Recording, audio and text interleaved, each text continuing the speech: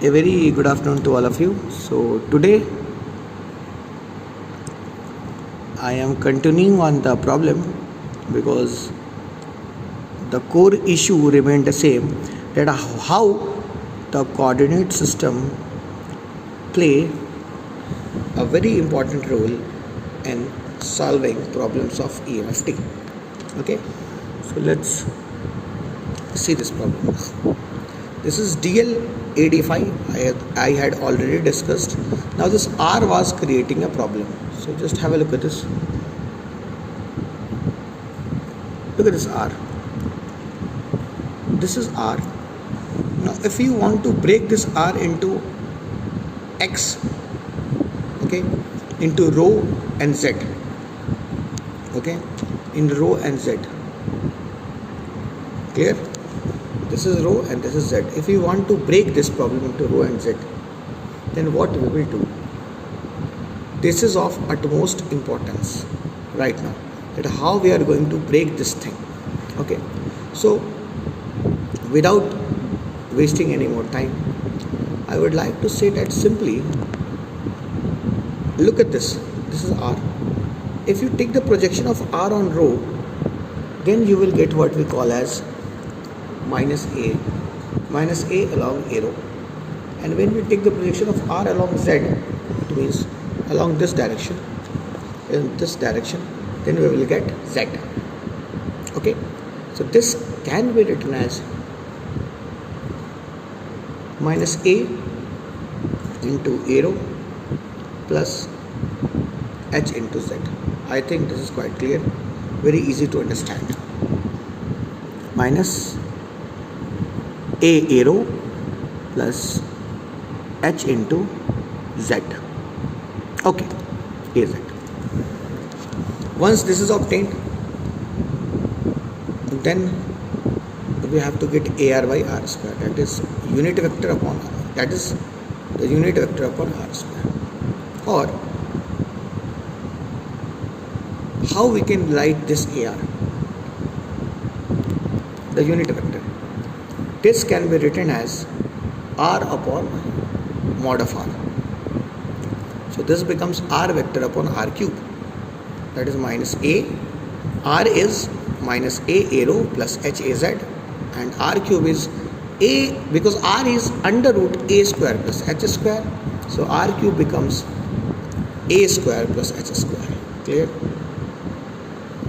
Now how we are going to get electric field? This is rho L upon 4 pi epsilon naught. Now this is a very important thing, because if you are going to integrate this DL, okay, we have to understand how this DL is varying. DL, this DL has to vary. Okay, so DL, for this DL, phi has to move from 0, if this 0, to 2 pi, and the whole ring can be obtained. So just have a look at this.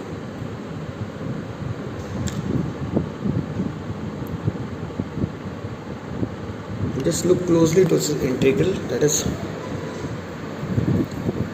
rho L upon 4 pi epsilon naught. Phi is varying from 0 to 2 pi. We are substituting the value of R. We are putting the value of A square plus H square raised to power 3 by 2, and then d phi. So this whole term,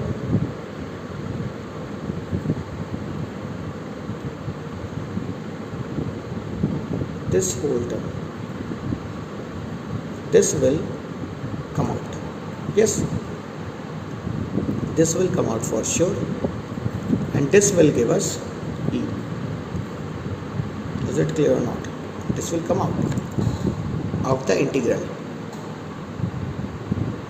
So this is rho L upon 4 pi epsilon naught.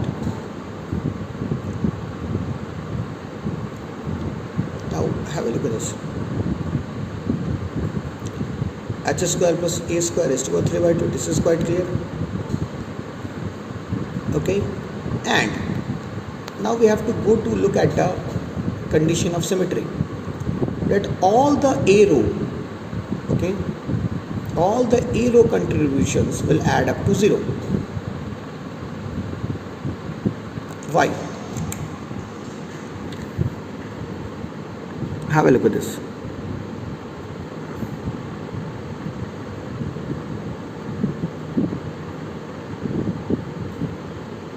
Along the row direction, if this is the electric field, then for a diametrically opposite part, there will also be a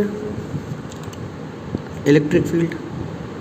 Okay, and both these will cancel each other. Okay, so what we are left with is, now we are only left with the Z component. Clear? I think this is quite clear.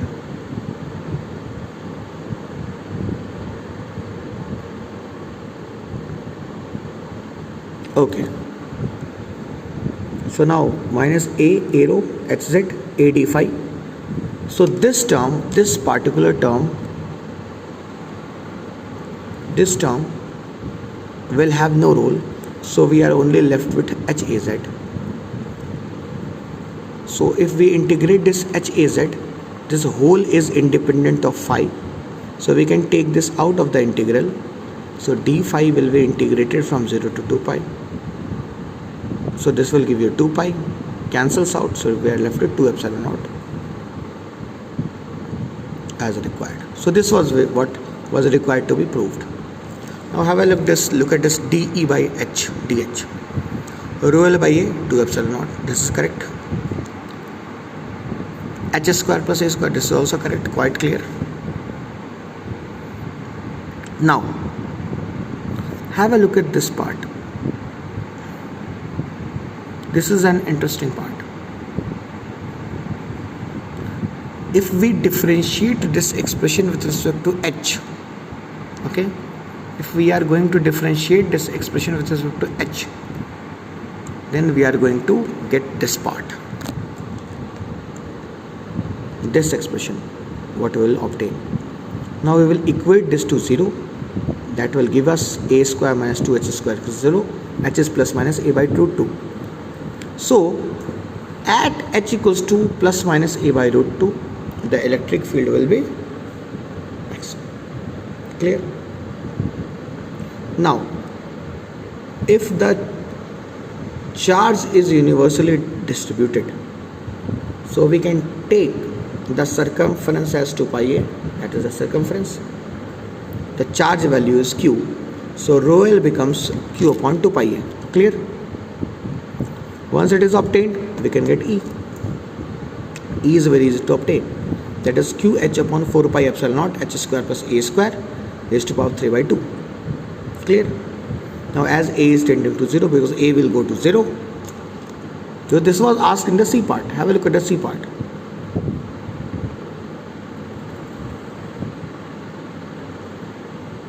If the total charge on the ring is 0, find E as a is tending to 0. So we have to make a tend to 0.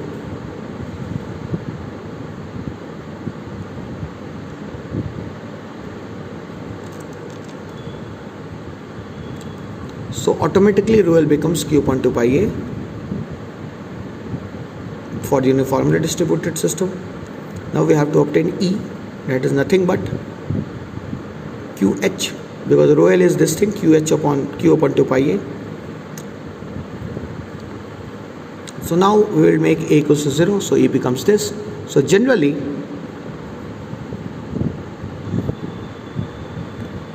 what we are going to say is that the radius is very small, and generally for a point charge this has to come out like this. So for a very small radius, this ring will behave like a charge. Okay, is it clear? Because we are reducing this a, because E was this thing. Have a look at this.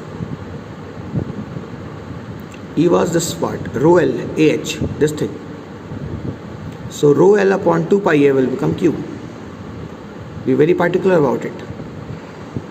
Yes, rho L will be q upon 2 pi a. We will put this thing in the expression of E and we will obtain this part. So I think this whole thing is clear. In the next lecture we will discuss vectors. Thank you. Have a good day.